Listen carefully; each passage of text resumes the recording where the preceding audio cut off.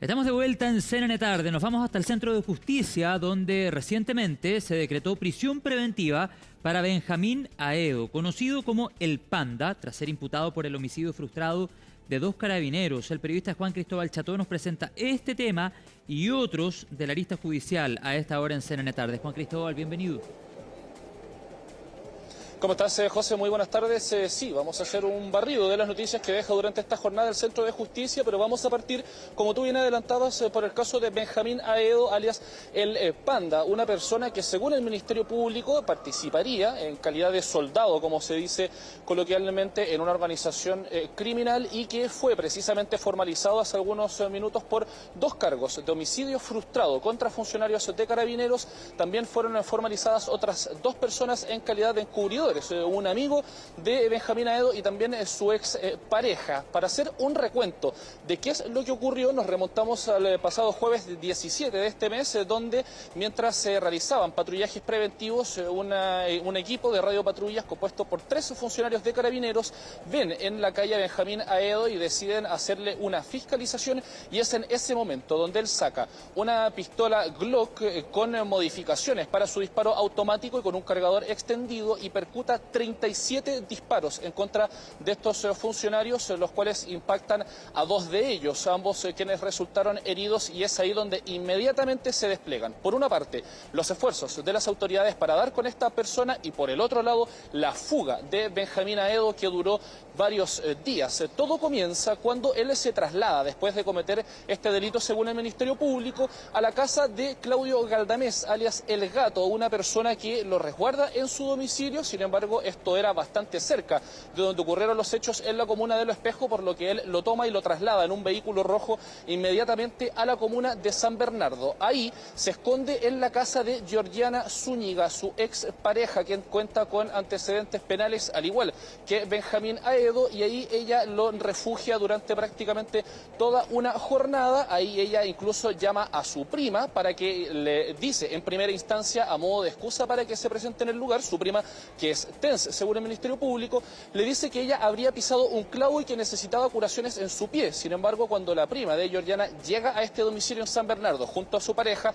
se percatan de que la herida no la tenía ella, sino que la tenía el Panda, ya que él recibió un disparo en el pie cuando estaba escapando de los funcionarios policiales. Posteriormente, después de hacerle curaciones en su herida, él es trasladado hasta la comuna de La Pintana, al domicilio de la prima de Georgiana, y cuando él se retira de este domicilio, cuando también empieza a pasar por otras casas en las comunas de El Bosque y La Cisterna, es cuando la prima de esta persona, que también fue formalizada en calidad de encubridora por estos delitos, no la prima, sino que la ex pareja de El Panda, ahí la prima de esta persona se dirige voluntariamente a un recinto policial y denuncia los hechos, se autodenuncia ante esta situación, y es ahí donde se da la primera pista del eventual paradero de El Panda, ya que comienzan las interceptaciones telefónicas, solicitudes de georreferenciación de los teléfonos celulares de los imputados, y por el momento entonces al menos esta persona ya hace esta denuncia y continúa la investigación por sobre las otras personas. En particular,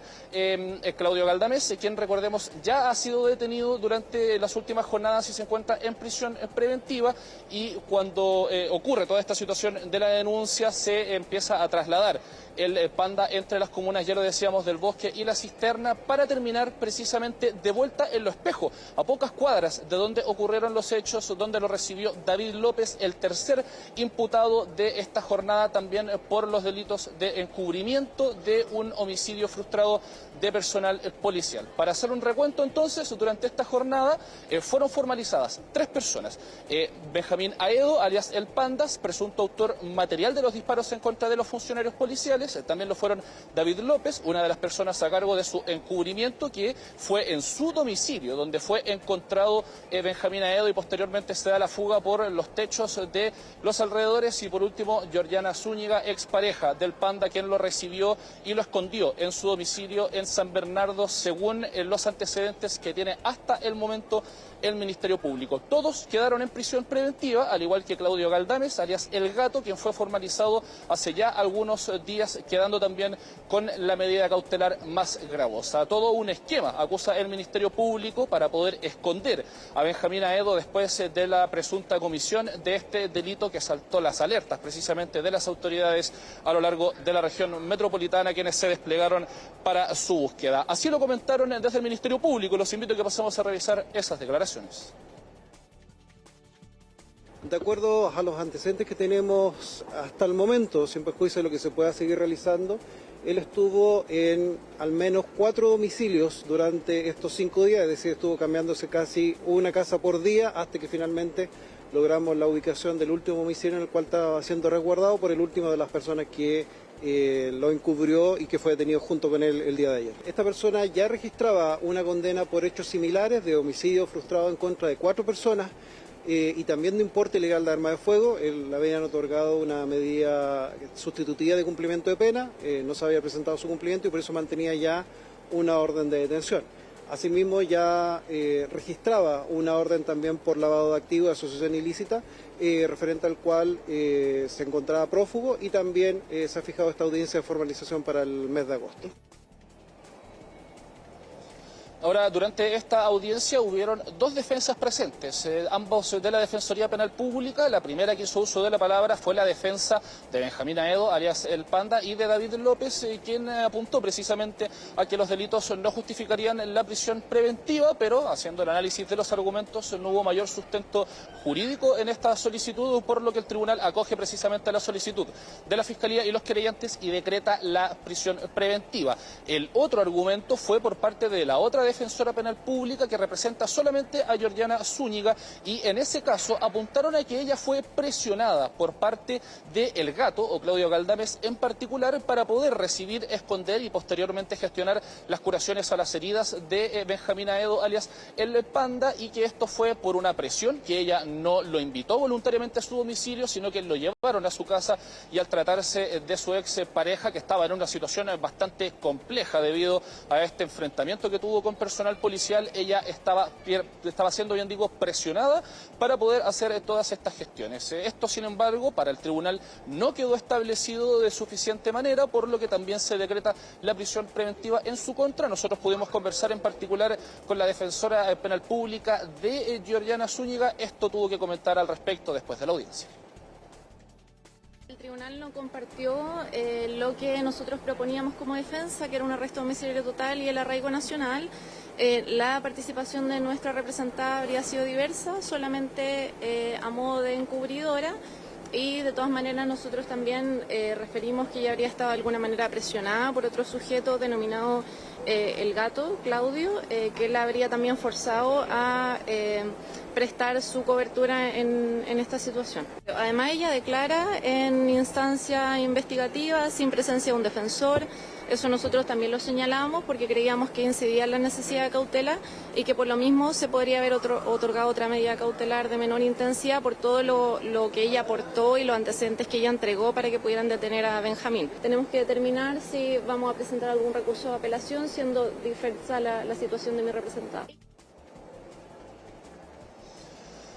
También aquí en el Centro de Justicia, algunas horas antes de esta audiencia de control de detención y posterior formalización, vimos novedades respecto a la situación del ex subsecretario del Interior, Manuel Monsalve, quien, recordamos, desde 2024 está siendo investigado por las autoridades por una denuncia en su contra que lo tiene casi acusado prácticamente, ya que está por terminar el proceso de investigación de 2 delitos de connotación sexual en contra de una entonces funcionaria de la subsecretaría que él encabezaba, causa que, recordemos, lo tuvo bastante tiempo privado de libertad en el anexo penitenciario Capitán Yever y posteriormente más de un año cumpliendo el arresto domiciliario total en su domicilio fijado frente al tribunal que está en la comuna de Viña del Mar. Durante esta jornada, precisamente, su defensa solicitó ante el 7º Juzgado de Garantía de Santiago una modificación de sus medidas cautelares. Esto fue acogido precisamente por el tribunal y quedó con la medida cautelar de arresto domiciliario nocturno, al igual que, por supuesto, el arraigo nacional. Esto significa que él podrá salir de su casa por un tiempo determinado de la jornada, todo esto a la espera de que siga avanzando este proceso judicial. Así lo comentaron desde la defensa y desde el Ministerio Público. El tribunal valoró y reconoció que el tiempo que ha estado privado de libertad don Manuel Monsalve, esto es aproximadamente 20 meses o 617 días, era un tiempo que indudablemente a un antecedente, y también lo reconoció el Ministerio Público, era un antecedente para modificar la medida cautelar. También el tribunal tiene en consideración de que desde que se denuncian los hechos, en el mes de octubre, hasta que don Manuel Monsalve es detenido en el mes de noviembre, no hubo ninguna conducta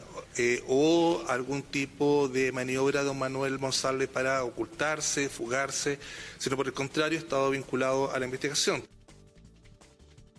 La postura del Ministerio Público es que lo que correspondía era mantener la medida de arresto domiciliario total. El tribunal dispuso finalmente sustituirla por arresto de carácter nocturno, parcial, sin que se haya realizado cuestionamiento alguno a todos los antecedentes que establecen presunciones fundadas respecto de la existencia del hecho y de la participación del imputado, que ha sido tenido en consideración previamente tanto por el Tribunal de Garantía como por la Excelentísima Corte Suprema, atendido lo que ha manifestado el Ministerio Público en las audiencias anteriores. Para el Ministerio Público, los antecedentes que determinaron la procedencia de la prisión preventiva originalmente no han variado. Se estima que la necesidad de cautela entonces hace que sea relevante evaluar recurrir de la resolución por la vía de apelación. Apelación que podría llevar a instancias superiores, no por primera vez en las medidas cautelares de Manuel Monsalve. Recordemos que fue en mayo del 2025, que fue la segunda sala de la Corte Suprema la que determinó acoger un amparo presentado por su defensa y dejar sin efecto entonces su prisión preventiva. Podría haber eventuales novedades si es que el Ministerio Público decide finalmente apelar ante esta resolución del séptimo Juzgado de Garantía de Santiago y buscar revertir este cambio para mantener el arresto domiciliario total de Manuel Monsalve. Todo esto cuando hace algunas semanas nada más hubo una nueva ampliación del plazo de esta indagatoria que sin embargo ya nos deja, bien digo, a pocas semanas de que se tenga que cerrar esta investigación y se dé paso eventualmente a la audiencia de preparación de juicio oral ya a casi más de 2 años de los hechos acusados y desde que empezó esta investigación. Bien, Juan Cristóbal, gracias por toda la información. Seguimos atentos. Muchas gracias y buena tarde.